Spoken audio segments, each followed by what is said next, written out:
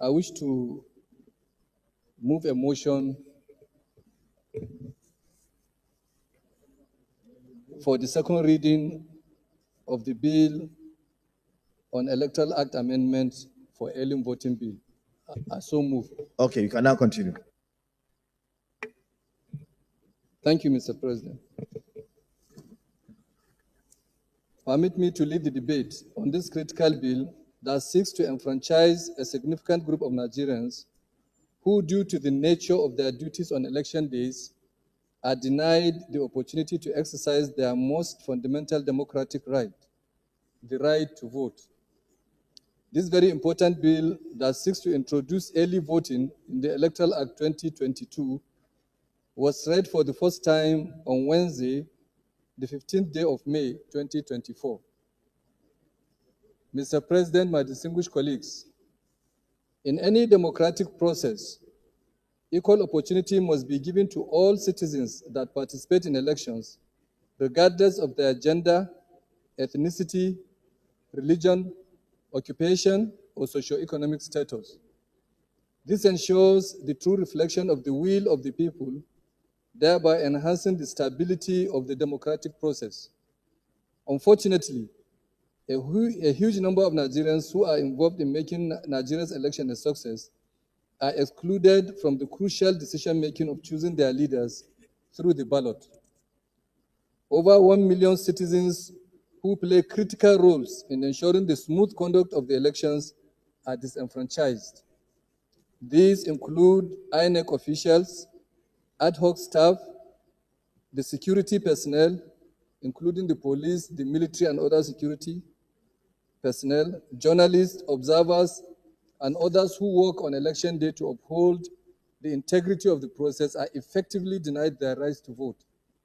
Mr. President, distinguished colleagues, this exclusion has characterized all elections in the Fourth Republic and became more alarming in the 2023 general elections, with over 1 million ad hoc staff, 310,973 police personnel, 93,495 military and Department of State Service personnel, 51,000 personnel from the National Security and Civil Defense Corps, 21,000 from the Federal Road Safety Corps, 11,336 from the Nigerian Correctional Service, 9,447 from the National Drugs Law Enforcement Agency, and 350 personnel from the Economic and Financial Crimes Commission who were actively engaged in election activities were disenfranchised. Similarly, the Independent National Electoral Commission reported that 144,800 observers were deployed by 196 national and domestic organizations, with the implication that those citizens were also unable to vote. This is in addition to journalists and others involved in elections in various capacities.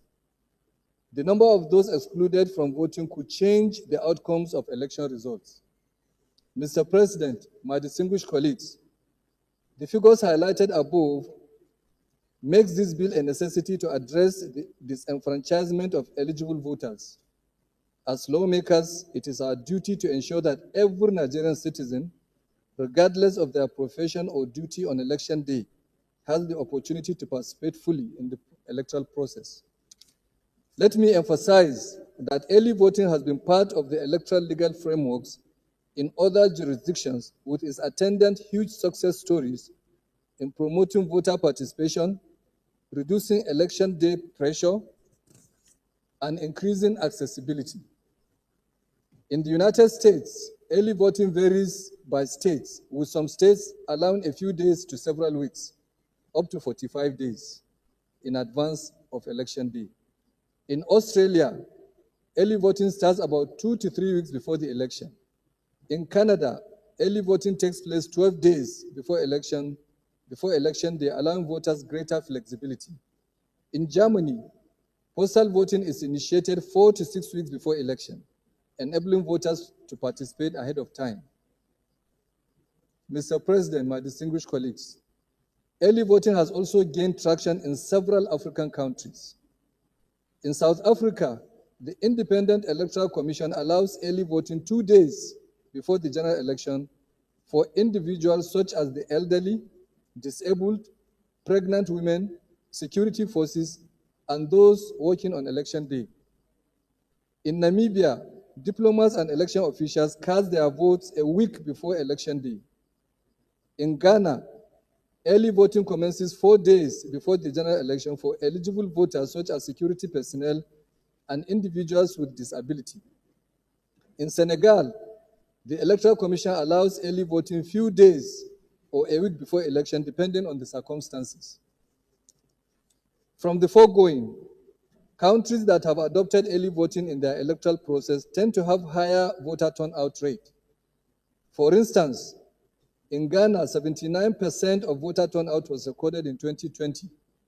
This was also the case with voter turnout in Sierra Leone, with 84% turnout in 2018, Liberia with 75% turnout in 2017, and Senegal with 66.23% turnout in 2019.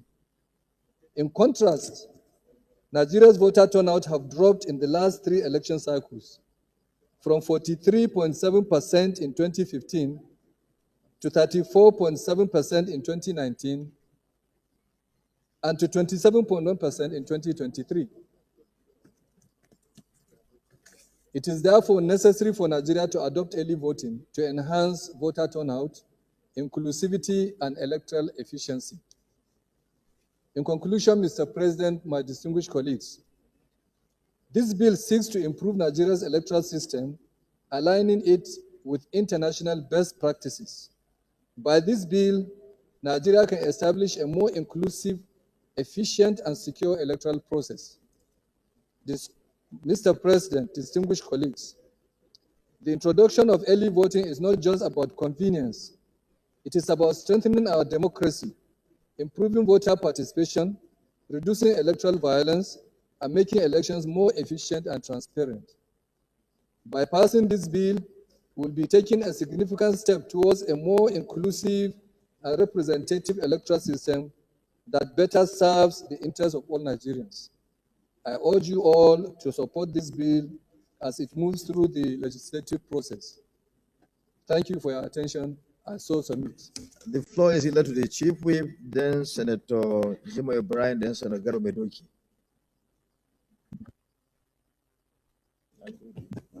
Mr.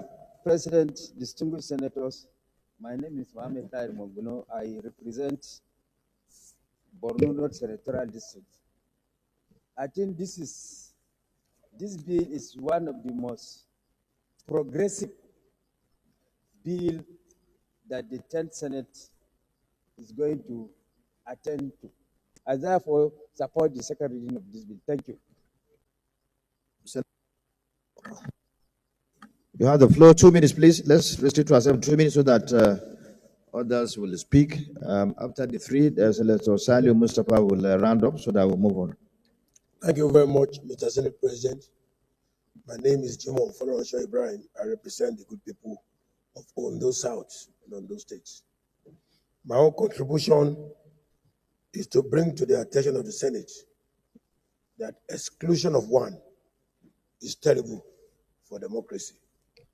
What this debate seeks to achieve, and I must thank Senator, distinguished Senator YAR'ADUA for bringing this one, is to resolve the lacuna within our electoral process that disenfranchise some of our citizens.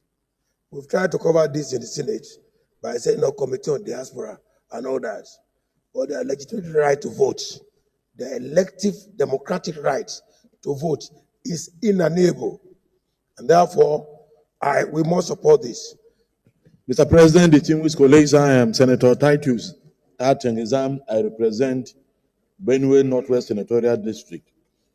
Mr. President, I rise to express my sentiments against or reservations against the position canvassed by this bill because Yes, ordinarily, when you look at the face value of this argument that a huge number of our personnel, security personnel, INEC staff, journalists are disenfranchised. But they are not totally disenfranchised.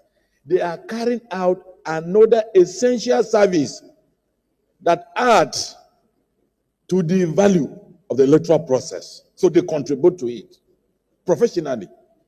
So bringing them to be on board the voting process, they are bound to be divided loyalty, divided interest. So it has to be approached with caution. When you allow the military, for example, to vote on election day, you are invariably asking politicians to also go to the barracks to campaign. And you can imagine the social and political implication of bringing these essential services into our electoral process. So we need their own service as neutral instruments to give credibility to our electoral process.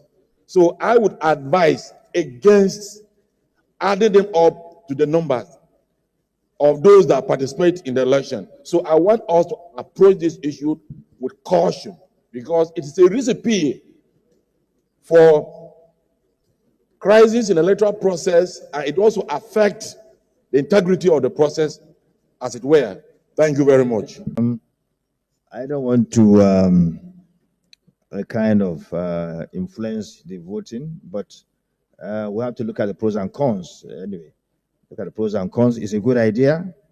It's a very good idea, but we need to understand our psyche as Nigerians. When you vote early, you keep the ballot boxes. We do hope that somebody will not go and add more ballot papers into the ballot boxes.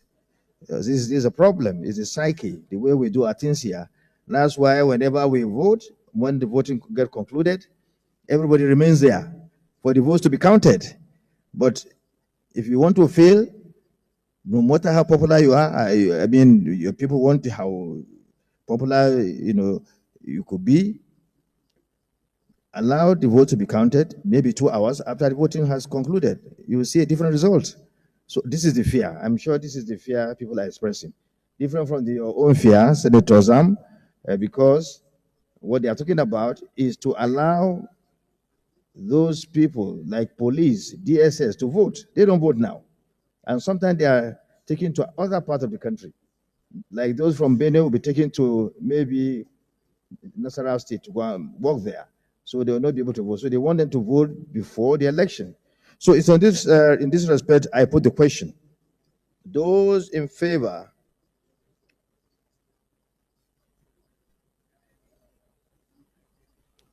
that the bill now be read second time, please say aye. Those against say nay. The ayes have it.